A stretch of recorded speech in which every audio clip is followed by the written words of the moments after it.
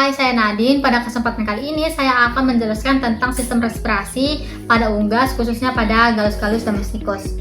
Sistem respirasi atau sistem pernapasan merupakan salah satu sistem penting dalam tubuh makhluk hidup. Di sini saya sudah menyiapkan preparat yaitu Gallus domesticus. Di sini saya akan menyebutkan bagian-bagian yang terlihat pada preparat ini. Yang pertama ada caput, yaitu bagian kepala. Ini mencakup bagian kafum oris atau mulut dan juga kafum nasi, yaitu rongga hidung. Kafum udara akan masuk melalui kafum nasi, yaitu pada saluran rongga hidung. Baru di sini ada namanya trakea, yaitu pipa panjang yang membawa udara dari laring menuju bagian bawah sistem pernapasan. Baru di sini ada syrinx. Syrinx itu yang ini. Dia itu organ khusus pada burung yang berada di percabangan trakea. Fungsinya itu untuk menghasilkan suara pada kelas aves atau burung.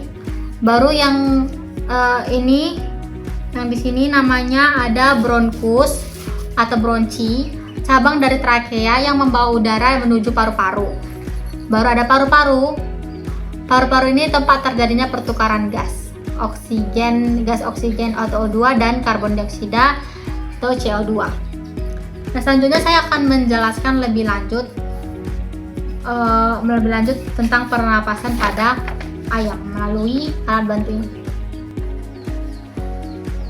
Selanjutnya saya akan menjelaskan respirasi lebih lanjut pada unggas. Nah, secara umum sistem respirasi pada unggas itu terdiri dari 3 bagian utama, yaitu saluran respirasi bagian atas, paru-paru, dan juga kantong udara. Respirasi pada bagian atas itu terdiri dari rongga hidung, ada juga laring, dan juga trakea, dan juga bronkus. Nah, bagian kedua itu ada paru-paru. Pada bagian paru-paru ini terdapat namanya itu parabronkus. Di dalamnya ada parabronkus. Disitulah tempat terjadinya pertukaran gas antara karbon dioksida atau CO2 dengan oksigen atau O2. Nah, di dalam parabronkus ini, di sekeliling parabronkus ini terdapat kapiler darah, sehingga memungkinkan pertukaran gasnya itu berlangsung secara efisien. Lalu di bagian ketiga ada kantung udara.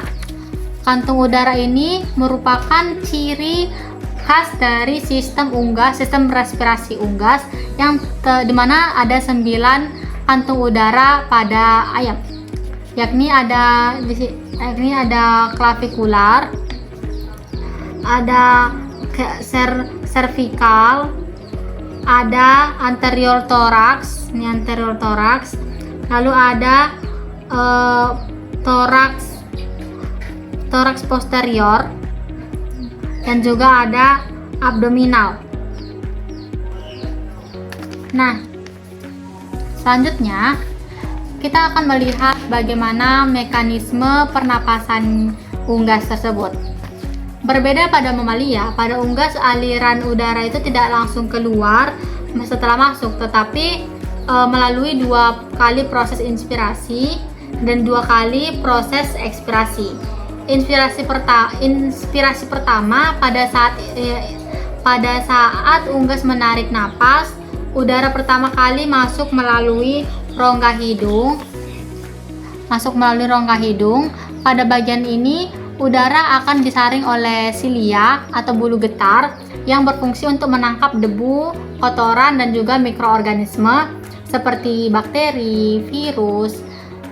Dan juga rongga hidung ini terhubung dengan beberapa sinus. Yang ini sinus. Ada infraorbitalis dan juga ada supraorbitalis. Ini sehingga memungkinkan partikel asing masuk jika tidak tersaring dengan baik. Selanjutnya udara akan melewati laring dan masuk ke dalam trakea. Dan trakea ini merupakan saluran berbentuk pipa tersusun dari cincin tulang rawan, sehingga tetap terbuka saat udara masuk dan keluar. Di dalam trakea ini terdapat sel epitel berselia dan sel penghasil lendir. Lendir ini mengandung enzim yang dapat membantu dan menghancurkan mikroorganisme patogen seperti proteolitik dan juga surfaktan. Setelah dari trakea akan masuk ke dalam bronkus, yaitu percabangan menuju bronkus yang ini, yaitu percabangan menuju paru-paru. Nah, sebagian besar udara ini tidak langsung masuk ke dalam paru-paru, tetapi disimpan dulu ke dalam kantong udara. Kantong udara bagian belakang ini, bagian belakang atau abdominal, dan kantong udara toraks posterior. Jadi alurnya itu trakea, bronkus lalu masuk ke dalam kantong udara abdominal dan juga posterior. Lalu ekspirasi pertama, ketika unggas mengembuskan napas pertama, udara yang sebelumnya berada di kantong udara bagian belakang yaitu abdominal akan didorong ke paru-paru. Di dalam paru-paru itu terdapat struktur parabronkus tadi yang menjadi tempat pertukaran gas antara oksigen dan karbon dioksida tadi. Jadi tadi ada di paru-paru, tadi kan masuk ke sini, baru masuk ke paru-paru. Baru inspirasi kedua, selanjutnya pada inspirasi kedua tadi, udara yang sudah melewati paru-paru tadi akan bergerak menuju kantong udara bagian depan, yaitu kantong udara toraks anterior, dan juga clavikular. Nah, baru ekspirasi kedua pada tahap terakhir ini, yaitu ekspirasi kedua tadi, udara yang berada di kantong udara bagian depan akan dikeluarkan dari tubuh melalui bronkus, trakea, laring, baru kembali ke rongga hidung. Nah, dengan mekanisme ini udara segar dapat terus melewati paru-paru secara satu arah, sehingga proses pertukaran pada unggas menjadi lebih efisien dibandingkan dengan sistem pernapasan pada mamalia.